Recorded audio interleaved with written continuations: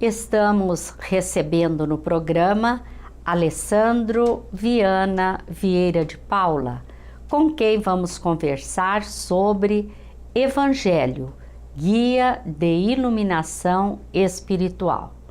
O Momento Espírita vai nos proporcionar reflexões sobre Quando Me Amo.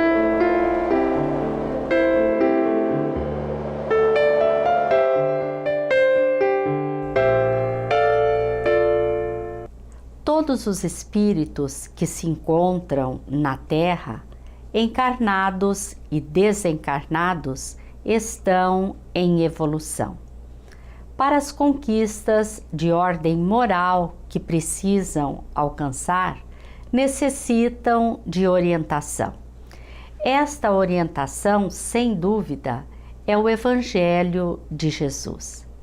Porque ele se constitui em guia de iluminação espiritual, depois do Momento Espírita, Alessandro Viana Vieira de Paula vai nos falar sobre Evangelho, Guia de Iluminação Espiritual. Quando me amo, acendo uma luz que clareia meus porões esquecidos, deixando para trás os erros e derrotas de tempos idos, e volto a respirar. Quando me amo, aprendo a olhar para dentro, descobrindo-me em parte potência, em parte possibilidade. Aquilo que já sou, aquilo que serei, onde já estou, onde quero estar. Quando me amo, acolho-me feito mãe acolhe um filho ferido, dando colo, amparando o choro, aconselhando a refazer os caminhos. Não me engole a culpa, não me desestimula a derrota. Quando me amo, cuido do corpo como o lavrador cuida de sua enxada, instrumento preciso de trabalho e de vida adorada. Cuido também da nutrição da alma, o que escolho assistir, o que escolho ler, pensar e dizer. Quando me amo, vejo minha alma como a escultura debaixo do mármore de Michelangelo e entendo que a dor é cinzel que vai retirando um pouco aqui, um pouco lá, até que tudo se transforme em belo Davi. Quando me amo, clareio também a tua face, pois toda a luz não fica guardada. Não há quem disfarce um farol a reluzir sobre um monte erguido no ar. Quando me amo, inspiro o teu alto amor, para que possas te amar e crescer, assim como nova flor, que um dia foi broto, que um dia foi semente, que um dia foi sonho de florescer. Quando me amo, amo-te com mais profundidade, pois conhecendo-me, conheço-te melhor também.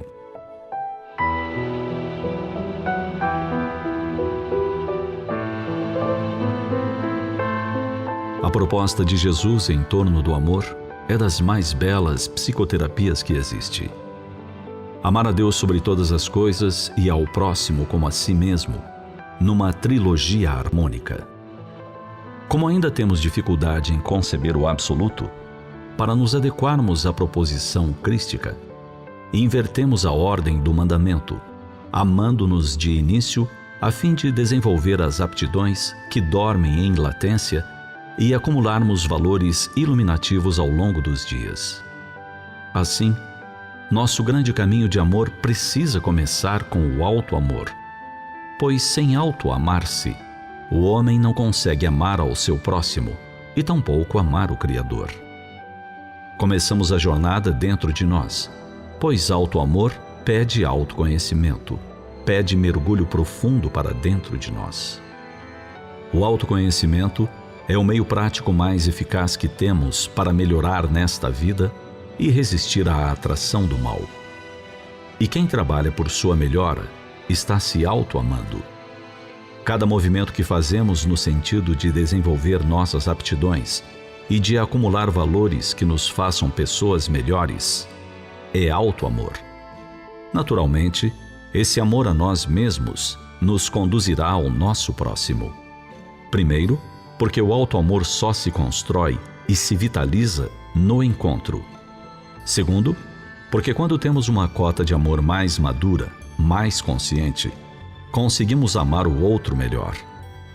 Nossas relações se harmonizam, nosso coração fica em paz, nossas angústias desaparecem.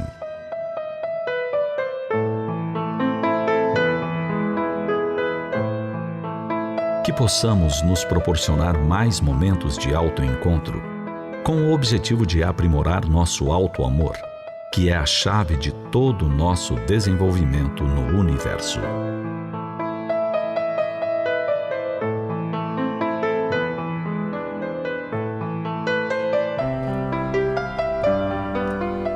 A mensagem Quando Me Amo está no CD número 29, produzidos pela Federação Espírita do Paraná. Os CDs Momento Espírita podem ser adquiridos no site momento.com.br. O palestrante e escritor espírita Alessandro Viana Vieira de Paula é nosso convidado. Vamos conversar sobre Evangelho, Guia de Iluminação Espiritual. Olá, Alessandro, é uma satisfação muito grande para nós ter você no programa hoje. Vamos conversar sobre o Evangelho de Jesus. Por que o Evangelho se constitui em fonte de conhecimento para a iluminação espiritual? Olá, Ivone, um olá especial aos telespectadores. De fato, essa questão foi abordada pelo benfeitor Emmanuel na obra O Consolador, quando é perguntado a ele se haveria na Terra alguma fonte de conhecimento que estivesse além do Evangelho no que diz respeito à nossa iluminação espiritual. E Emmanuel responde que, não obstante muitas fontes de conhecimento que merecem a nossa gratidão, o nosso reconhecimento, como por exemplo os 10 Mandamentos, o livro egípcio dos mortos, nós temos o Alcorão, os Vedas, mas ele diz que nessa parte moral de iluminação da criatura, nada supera o Evangelho. Porque o Evangelho registra os ditos e feitos de Jesus, registra as observações, a psicoterapêutica que Jesus trouxe para nós, criaturas humanas em evolução. E para nós, Jesus é o ápice. Jesus é este espírito puro, é este governador espiritual do nosso querido planeta, de forma que, por registrar a sua vida, os seus ensinos, falar das suas curas, naturalmente que para nós o Evangelho se constitui neste ápice, na maior fonte de conhecimento que a criatura humana tem, acessível, para que possa educar os próprios sentimentos e educar a própria vida. E qual foi o papel dos filósofos que falaram na Terra antes de Jesus? A benfeitora Joana de Ângeles, na obra Nascente de Bênçãos, ela fala desse planejamento divino, que antes da vinda de Jesus, muitos missionários mergulharam na Terra, trazendo fragmentos da verdade. Jesus traria essa verdade mais completa, mais integral, não obstante ele tivesse que usar de uma palavra alegórica, as parábolas, porque nós, à época, não tínhamos condições de absorver tudo, de forma que esses filósofos, como Sócrates, por exemplo, como Lao Tse, como Confúcio, o próprio Buda, eles traziam fragmentos, já mensagens convidando a criatura humana a um pensamento mais alto, a um pensamento mais moralizado. Então, tiveram um papel primordial, porque eles foram preparando o terreno. Eles foram semeando, lançando sementes ao longo do tempo, preparando a vinda do Cristo para que ele pudesse trazer a sua mensagem mais completa, mais pura, de forma que a humanidade já vinha sendo preparada para receber essa mensagem que Jesus traria. É bem verdade que nem todos conseguiram entendê-la, sobretudo vivê-la até hoje, 2000 anos após, ainda temos esse desafio da vivência do Evangelho. Mas esses espíritos missionários que vieram antes do Cristo tiveram um papel importante, preparando o terreno para que Jesus pudesse nos trazer essa linfa pura que é a mensagem da Boa Nova. E qual era o objetivo principal de Jesus quando veio, quando nos deixou todos esses ensinamentos, Alessandro? A proposta principal é para que a própria criatura humana se auto-ilumine, se auto-eduque. Em muitos momentos do Evangelho, Jesus vem nos falar do potencial divino que nós temos dentro de nós. Ele veio traçar o caminho, o roteiro, não fazer a tarefa por nós. Não é o sangue do Cristo que lavou nossos pecados, ou a morte do Cristo que teria trazido a nós este efeito de melhoramento individual. É pessoal o progresso. Jesus veio despertar a nossa consciência. Ele nos fala, vós sois deuses, com D minúscula, falando-nos então desse potencial. Poderão realizar as obras que eu fiz e as farão maiores de Jesus, num outro trecho do Evangelho. Então, em muitos momentos, ele está falando desse potencial que trazemos dentro de nós. Então, Jesus queria despertar essa consciência da criatura humana para esse potencial, para aquilo que nós estamos destinados. Sede perfeito, como perfeito é vosso Pai Celestial. Claro que nós nunca vamos poder atingir o patamar de Deus, Deus é único, mas ali está o caminho, a meta, a rota. Então, quando Jesus nos traz o Evangelho, fala-nos do sentimento, da melhoria moral, do compromisso com a verdade, ele está ensinando a criatura humana a ir despertando esse potencial dentro de si mesma, né? E ele vem nos convidando a este trajeto, a este caminho, e não só teorizou, porque seria muito simples vir alguém e teorizar.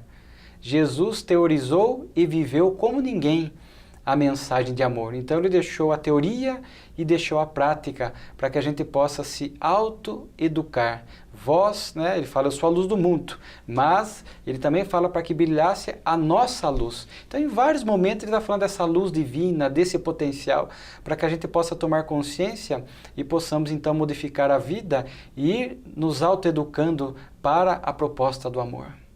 E existe algum fato no cristianismo que ratifica a grandeza do Evangelho? No cristianismo nós vamos ver a grandeza do Evangelho repercutindo nas almas das criaturas humanas. Quantas pessoas não mudaram suas vidas após manter contato com Jesus, após manter o contato com o Evangelho? Então, se nós formos buscar a história do cristianismo nascente, primitivo, vamos ter contato com histórias maravilhosas. Maria Madalena, nós vamos ter contato com os próprios discípulos, é um capítulo à parte, porque foram almas que deixaram seus afazeres, a sua rotina, e após conhecer Jesus, mudaram as suas vidas. Isso nos impressiona. Nos impressiona porque não que abandonaram a família, mas era um momento especial, mas deixaram um pouco a família, deixaram os compromissos profissionais. Naturalmente que à luz da doutrina espírita, eram espíritos que já traziam este compromisso no inconsciente. Amélia Rodrigues, a benfeitora que psicografa ditas mensagens através da psicografia do Divaldo, ela, em muitos momentos, ela vai falar isso, que os discípulos eram almas acima da média, mas com as suas dificuldades também. E que quando eles ouviam a voz de Jesus, é como se despertasse no inconsciente deles um compromisso que eles já traziam. Porque, de fato, não é algo comum a pessoa receber um convite e, de repente, abdicar de tudo para seguir esta pessoa. Então, os discípulos mudaram as suas vidas. Com exceção de Judas, que suicida-se no final, nós vamos ver os demais apóstolos sendo verdadeiros trabalhadores da divulgação do cristianismo. Então nós temos fatos concretos na história do cristianismo. Até o ano 300, aproximadamente 1 milhão de cristãos foram queimados nas arenas, no circo romano, e muitos desses cristãos iam cantando hinos de alegria, tinham fé na mensagem. Então, quando nós vemos um indivíduo se modificando para melhor, como esses exemplos que nós demos, mas temos isso no nosso cotidiano, no dia a dia, ao longo desses 2000 anos de Evangelho, quantas pessoas não iluminaram a sua vida, não se modificaram a partir do momento que conheceram o Evangelho. Hoje em dia já não é necessário mais o sacrifício da vida física, mas o sacrifício da fidelidade do Evangelho num mundo um pouco conturbado que nós vivemos. Então, na história do cristianismo, nós vamos encontrar essa força, esse vigor que o Evangelho traz para a vida das pessoas, fazendo com que elas mudem para melhor as suas vidas. E o próprio Judas, né, após esse ato tresloucado, a mensagem do Cristo ficou nele, não é, Alessandro? Fica. Nós temos história através a própria Amélia Rodrigues descreve esse resgate de Jesus em prol de Judas, então a gente sabe que é uma alma que se reabilitou, porque a mensagem fica, a semente fica, está em nossos corações. Quantos de nós não tivemos, por exemplo, encarnados na época do Evangelho? Às vezes ouvimos da boca do Cristo, ou se não ouvimos da boca do Cristo, indiretamente a mensagem chegou até nós, e há quanto tempo nós estamos fechando os ouvidos para o convite do Evangelho? Então a reencarnação é essa abençoada oportunidade de num dado momento, a dor no despertar de tal forma, ou chegarmos a esse raciocínio por outras vias, mas normalmente pela dor, que o Evangelho é o melhor caminho para a nossa iluminação. Mas fica a semente, uma hora terá que aflorar. Por isso que, às vezes, trabalhando com pessoas no nosso lar, no nosso círculo de amizades, às vezes hoje nós, contaminados pelo Evangelho, queremos que essas pessoas também iluminem suas vidas pelo Evangelho. E às vezes elas não correspondem. Às vezes filhos, esposas, nós estamos ali falando da alegria do Evangelho, da mudança do Evangelho, e a pessoa não corresponde. E muitas vezes a gente tende a desanimar. E conforme você falou, a semente está sendo lançada na intimidade da alma. Chegará um momento que vai frutificar. Cedo ou tarde, é da lei divina do progresso. E o que você nos diz a respeito da metodologia de ensino utilizada por Jesus? É uma metodologia incomparável, de uma grandeza que nos comove até hoje. Porque quando nós olhamos o Evangelho, nós podemos dividir o Evangelho de diversas formas. Nós vamos encontrar ali, por exemplo, as parábolas, que é um capítulo à parte do Evangelho. As parábolas são atemporais. Jesus usou de uma palavra simples, dos costumes da época, usando palavras e exemplos que o povo estava acostumado, que era do dia a dia, era do cotidiano daquelas pessoas. Porque quando um mestre, e Jesus aceitou esse título de mestre, o único título que ele aceita, bom é o Pai, mestre eu sou. Então, ele tinha que ter uma metodologia para ensinar, porque o bom professor é aquele que adentra a sala de aula e consegue se fazer compreendido pelos alunos. Porque se o professor começa a falar teses complicadas, palavras que os alunos não entendem, um pensamento muito adiante, os alunos não vão entender e a aula fica perdida. Então, quando o mestre, o professor Jesus, veio à sala de aula Planeta Terra, nós, os alunos, usando a vestimenta do corpo, nós ali estávamos em condições de entender a forma como ele apresentou a proposta da Boa Nova, usando as parábolas. Até hoje a gente lê as parábolas e a gente se situa com outro personagem, o fundo moral fica preservado. Não obstante o Evangelho tenha sido adulterado, em parte, em alguns pontos, não in totum, nós vamos ver que as parábolas mantêm o ensino moral do Cristo revigorado, vivo. A parábola do filho pródigo, a parábola do bom samaritano, são tantas as parábolas que nos trazem ensinamentos imensos. As curas de Jesus são um capítulo à parte. Impressiona até hoje a forma como ele curava, a amorosidade com que ele envolvia os enfermos, mas a sua preocupação maior não era curar corpos, era curar almas, porque normalmente a doença procede do espírito enfermo. Então Jesus estava ali com uma mensagem maior. Ao curar, era para que a pessoa, restituída à sua saúde, grata pela cura, pudesse alinhar a sua vida. Por isso ele dizia, não tornes a pecar ou a errar, para que algo de pior não te aconteça. Esse era o convite que Jesus fazia praticamente a todas as pessoas após curá-las. Então, nós vamos ver que a metodologia do Evangelho, os sermões, são 4 sermões, alguns teólogos costumam dividir, o sermão profético, o sermão do monte, o sermão dos ais e o sermão da Santa Ceia.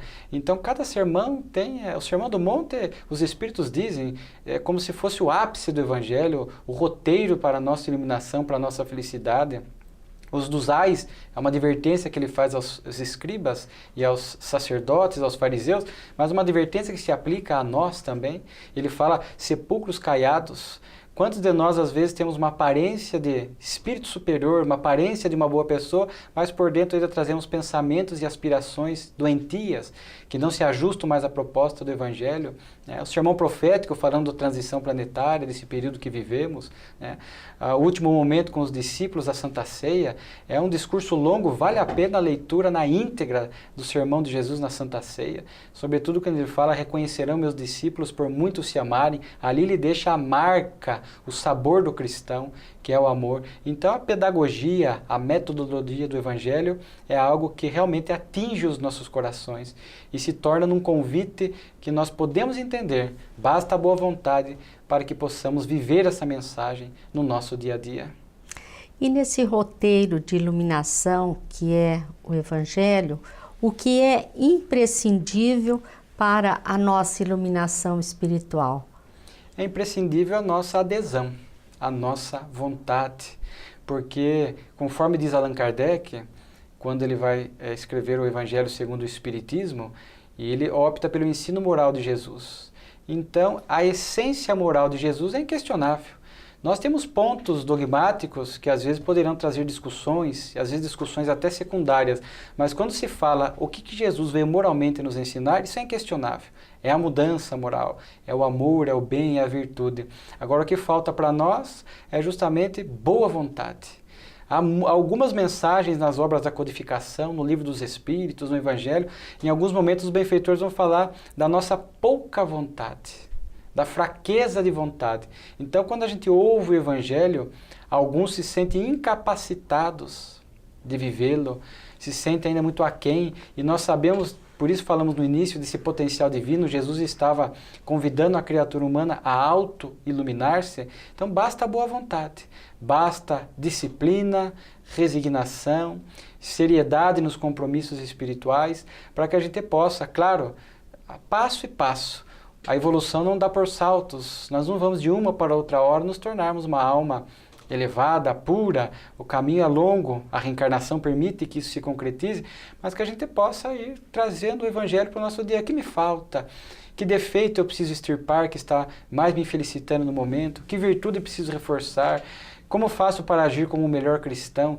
Como aplicar o Evangelho na minha vida, não na vida dos outros? Porque a gente costuma fiscalizar a vida do outro e se esquece de analisar a si mesmo. Então, aplicar o Evangelho na nossa vida. Porque o Evangelho, ele não pode ser só um livro bonito, ele não pode ser apenas uma fonte de conhecimento da maior que existe, como disse Emmanuel. Ele tem que ser um código de vida, um código de vivências, algo que a gente traga para o nosso cotidiano, para a nossa vida, para que possamos usufruir de todas as benesses que o Evangelho traz para nós, que é essa plenitude, essa alegria de viver. É isto que o Evangelho faz com a nossa vida.